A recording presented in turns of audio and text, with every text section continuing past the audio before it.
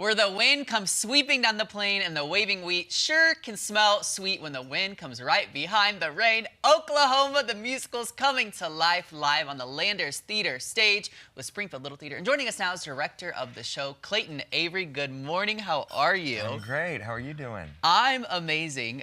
First of all, two things. That little nod there is from the show, but also I did go to school for Oklahoma a little bit, and we did sing that in school, which is funny. Did you really? Oh, it yeah, is there's the state song. Yeah, so it's very official. Okay, so Clayton, tell people what they're in for with Oklahoma. Yeah, well, Oklahoma is Rodgers and Hammerstein's first foray into musical theater. It's often considered the birth of modern musical comedy, and it hasn't been on the Landers stage in 20 years. Wow. So it's time to bring back such a classic. A lot of people have been looking forward to this show being back for several years. So we're excited to bring it back and present it.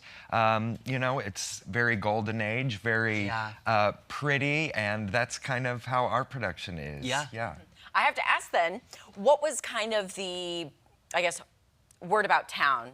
When it's been 20 years, but people are very excited. Were you hearing people being like, hey, can you bring back Oklahoma? What was kind of the community outcry? Yeah, I think there was a yearning for Oklahoma. People, we haven't been dabbling in the golden age classics as much lately. You know, we've been doing more contemporary works, which is great, but it's nice to dabble back into the golden age classics every now and then. Yeah, for sure. Well, and to get the draw in of people who know the show and want to see the show, I think is really special.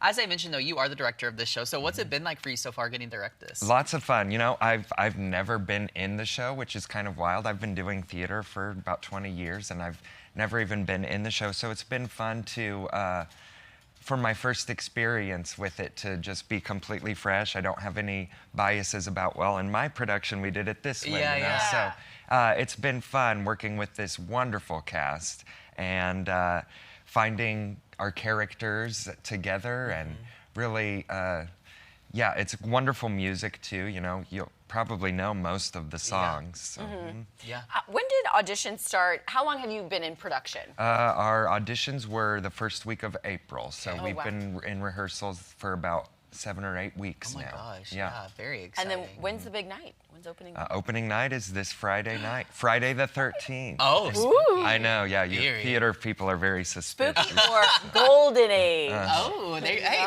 it depends on how you view it, I guess. So yes. Okay, and then also, if someone's never seen the show before, can you go a little bit more into kind of like the basic plot of it? Sure. So it focuses on Curly. He's a young cowboy, and Lori, a young woman, and they are in love, but they like to poke fun at each other, you know, and play hard to get with each other.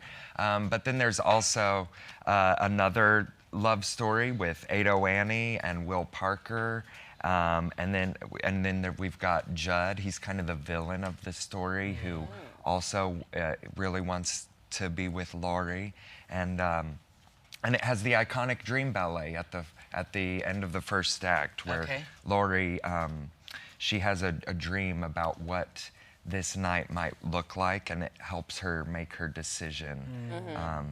Yeah, it's many people know the movie. It's very similar. The movie was actually choreographed by the same woman who choreographed the original Broadway production. So it's a very faithful adaptation, the movie is.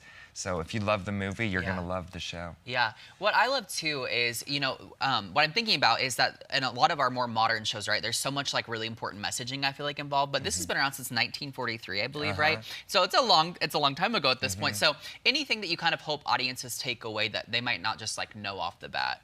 Well, it was written during World War II, and so it was really, it was a really special time in the nation's history, and it sold like hotcakes, those tickets of that original production, because it's all about community. The show is really all about community and that community spirit and that old pioneer spirit.